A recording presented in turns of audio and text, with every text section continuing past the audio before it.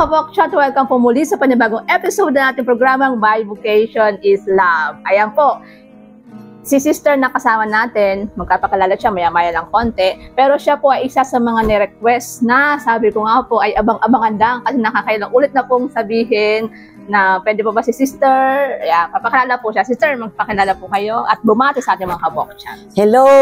Magandang buhay sa mga kabokchat. Ako po ay si Sister Margarita Bingco. Actually, ang pangalan kong totoo ay si Roqueta Bingco. Nung ako'y pumasok po ay pinalitan ang pangalan ko. Nagsigawan ng mga madre. Pangit daw ang pangalan ko kasi yung isinusuot ng pari na Roqueti. Pero kaya, sister, parang sa St. Roach nata, ano? Ang nanay ko ay mahal na mahal yung pangalan ko sapagkat may devotion siya sa kay San Roque. Kaya ako Roqueta. Taga saan nga po kay sister? Ako ay pinanganak sa Zaraga, Iloilo. Ngunit noong mga grade 2, grade 3 ako, lumipat kami, nag-migrate kami sa Mindanao, sa Tacorong lang. Tapos naglipat ulit kami for greener pasture sa South Cotabato na. Ayan. Sister, baka gusto niyong batiin sila sa inyong dialect? Ngayong aga sa tanan, sabi na sa akon mga kaparientehan, sa akong mga kaklase, classmates dira sa Santo Niño, sa South Sipaka, sa Iloilo. Maayong buntag sa mga kailana mo din ha sa Jensan kung asan man ang akong mga igsuon na adiha karon sa Jensan. Ayan. So, alam niya po kung sino ko kayo at naiintindihan niyo po si sister niya. Maayong umaga. Ay, magandang umaga pala. Sige, sister. Siyempre po, mag-share po tayo ng inyong vocation story. Actually po, ako mismo sa simula, wala po akong kakilalang mga madre, kahit isa. Kaya, ang aking mga kahalubilo nung maliit pa ako sapagkat lagi akong pinakakanta during Easter sa Lubong, ang kakilala at kasama lagi ay ang mga pare. Kaya nung simula, gusto ko talaga magpari. Kaya pala, hindi pala pwede magpari ang babae. Kaya nung magkaroon nag-transfer na kami sa South Sipaka, sa Santo Niño, doon nagkaroon ng bahay ang mga madre sa Mindanao, sa Surala, sa Santo Niño, sa Kiamba, sa Pulumulok. Doon ko natagpuan yung mga madre. Kaya na ako third year high school, ako'y nag-volunteer na tumira sa madre. Malapit lang kasi yung bahay namin, kabila lang ng school. Kaya ang mga madre malapit din doon. Doon ako tumira sa mga madre, tumulong ako sa kanila, bilang kanilang mga utos-utosang bata hanggang sa ako'y makatapos ng high school. Kaya nung dumating yung Mother General, si Mother Mercy, nagsalita siya sa amin sa school. Kaya wala pa naman akong alam noon. Ay isinulat ko lang ang address sa aking palad. Mula noon sabi ko, gusto kong magmadre kasi ganda ng damit nila. That time, since yung sa Surala ay meron pa tayong community doon, ano? Oo, dami nating doon, 5 ang ating bahay. Ngunit nung magkaroon ng martial law, yung magulo yung Christians and Muslims, na ang mga pari, ang obispo ay in-involve ang mga madre sa prisoners, mga political prisoners, ay medyo delikado. Winidraw ng congregation ang mga madre doon. Ayan. So sister, i-share nyo din po sa kanila yung sa family niyo na meron kayong sa family niyo talaga para bang kayo ay mga clan ni Levites, no? Kami po ay naulila ng maaga pa. ang mga magulang ko po ay napasama doon sa mysterious na death. Either inambo sila, basta dinala na lang sa amin ay both of them died. Tapos ay hindi nagsikap kami, nagkabatak-batak kami. Ako at that time ay buhay pa sila noong umalis ako. Kasi pagkatapos ng high school, ako po ay sumama na sa mga madre. Ang sabi ko sa mga magulang ko, ako ay mag-aaral. Pero actually gusto ko nang magmadre. Kaya 5 days and 11 months, nangyari yung pangyayaring yun. Na kinuha sila ng Panginoon sa pagitan ng hindi magandang kamatayan. At kami po'y nagkawatak-watak. So nagsikap kaming mga magkakapatid. Kinuha ko yung ibang mga kapatid ko dito. Unti-unti na sila mga bunso na sa akin na pang supervision, pero hindi kami magkakasama. Bawal yun noon at time. Kaya sa pagsisikap ay nakagusto nang magpari yung bunso naming lalaki. Kaya sinubaybayan ko, ako ang nagmukhang magulang nanay niya.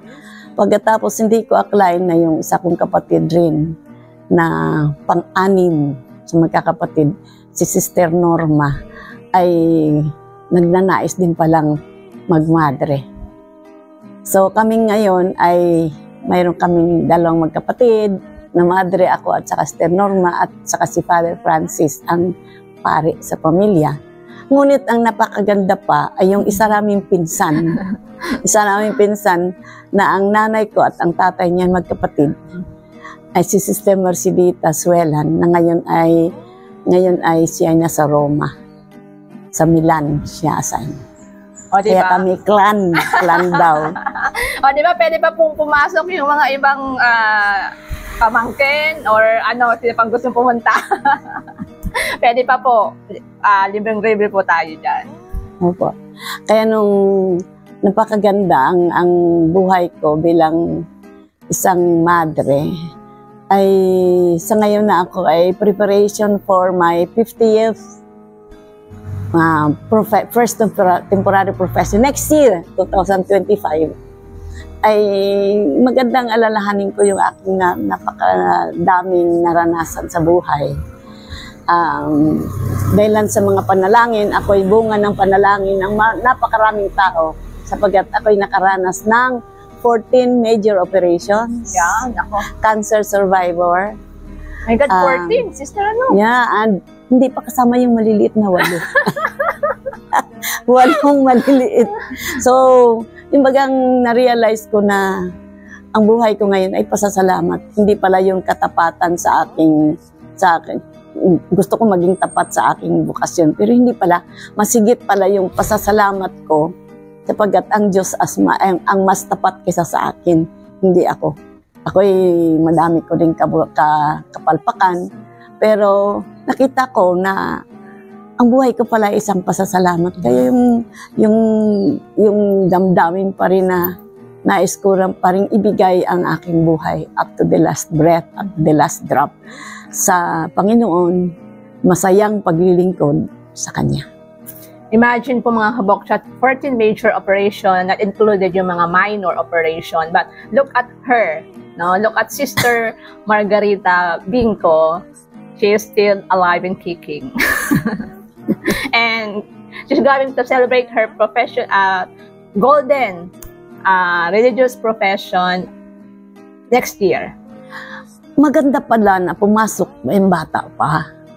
Pag talagang gustong-gusto mo pumasok, ay bata pa. Yung bagang parang sumisibol pa lang at ibibigay mo sa Panginoon yung kasibulan ng buhay mo. Kasi ako pumasok ay dito ako nag-18 years old. Dito na rin ako sa congregation at sa salamat ko. Dito na rin ako nakatapos ng pag-aaral.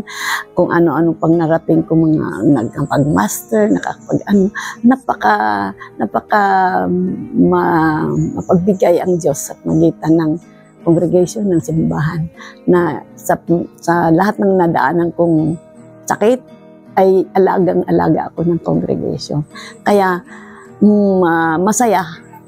At kasi nung ako pumasok, lagi kong sinasabi, ang lahat ng pangyayari ay kung talagang gusto mo yun ay bahagi. Pero kung hindi ka talaga buo ang pagbibigay ng sarili mo, ay lagi mong kini-question, bakit ganito? Pero kung gustuhin mo talaga, ay masasabi mo, ganito pala ang mag-Madre, masaya pala. Ayan, binigyan na po kayo ni Sister Margarita ng sort of advice and inspiration para po sa mga nagnanais, no, Sister, subukan din ang buhay religyosa, subukan po ang pagmamadre. So, sinabi na po ni Sister yan na hindi po hadlang, no, Sister, hindi hadlang kung ano man po yung estado ng family or yung mga naranasan. Kasi bahala po talaga ang Diyos dyan, di ba, Sister? Sinabi din niya na yung katapatan ng Diyos ay talagang walang katumbas. Sabi nga, Sister, sa Bible, di ba? Kahit tayo ay hindi maging tapat, no? Mananatiling tapat ang Diyos para sa atin. Yan. Sister, masarap po makipagkwentuhan. Di ba? Salamat. Ako'y lagi iwas kay Sister Regina. Pero siguro ay sa pamagitan nito ay sana naman ako ay makatulong, makapagbigay ng isang inspirasyon sa inyo.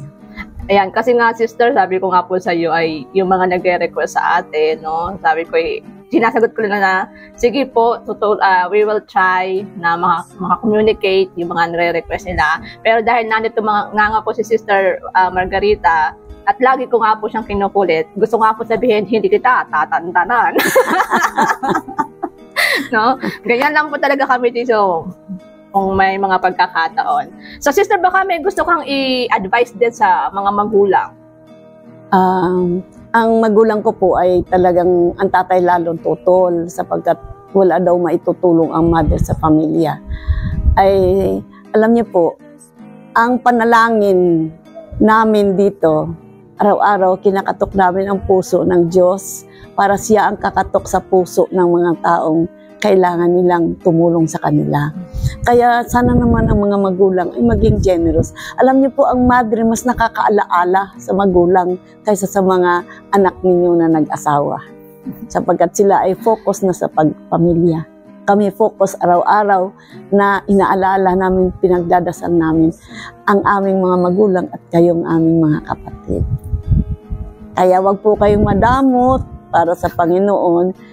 Magbigay po kayo ang aming unang benefactor. Meron nga yung Sister, no, sa atin, no, nag-iisang anak pero nagmadre pa, no? Oo. Isang babae, nag-iisang lalaki, nagpare, nagmadre, di ba? So, kumbaga inaali na rin nila sa Diyos yung kanilang mga anak. Ang Diyos ang bahala po sa inyo. Siya ang magbibigay ng provide ng titingin at mag-aalaga sa inyo. Ayan. So, Sister, baka meron kang isa shout out, batiin? Aking pagbati sa lahat ng aking mga friends, mga benefactors. Kayo po ay katulong namin sa aming misyon. Kapag kayo nananalangin, kayo naghahanap ng mga vocations para pumasok, lalo na sa aming congregations. Kailangan po namin. Shout out sa aking choir dyan sa Candelaria. Ano bang alam ng choir niyo po? Pedritas Choir. Binuo yan sa pagitan ng aking kapatid na pare, ang sabi San Pedro Bautista at Margarita Pedritas Choir. Ganda, di ba? Yan.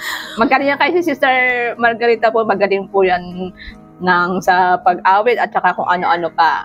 Yan.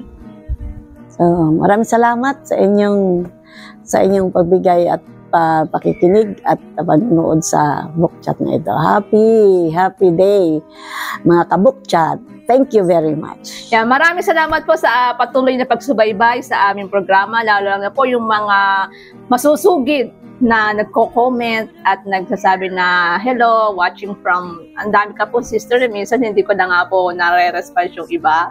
So kung saan man mga sila nanonood at yung mga walang sawang nakikinig at nanonood po sa aming programa, maraming salamat po. At meron pa po kayong aabangan sa mga susunod na Wednesday, yan, every Wednesday kasi tayo, Sister, nag-release na ating video. So, ito lang po yan sa ating programang My Vocation is Love. Hashtag, ang aking awit ay Pag-ibig. Pag-ibig.